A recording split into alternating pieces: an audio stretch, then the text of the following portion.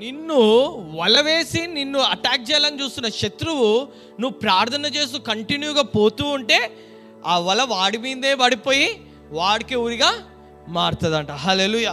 So God is saying disaster నీకు కాదు, disaster వాడికి. హల్లెలూయా.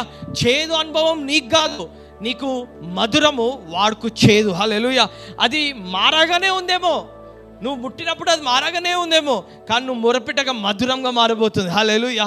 అది చూడడానికి దారి లేని ఎర్ర సముద్రంగానే ఉందేమో, కానీ నువ్వు మొరపెట్టగా మార్గము కాబోతుంది. Hallelujah. So God is saying the disasters are for the enemy, destination is for you. Hallelujah. So God is saying నీ శ్రమకాలంలో దావీదు కళ్ళు ప్రార్థన తట్టు, దేవుడి తట్టుకు ఏ రీతికి అయితే ఉన్నాయో, ఈరోజు నువ్వు కూడా మరి నీ ఫోకస్ అంతా దేవుడి తట్టుకు చూపి నువ్వు ప్రార్థనలో ఎదుగుతే నీ జీవితంలో షూర్గా నువ్వు విడుదల అనేది చూస్తావు. అందుకే దావీదు ఒక డైలాగ్ కొడతాడు, ఏంటో తెలుసా? నా శ్రమల అన్నిట్లోంచి నన్ను విడిపించినావు.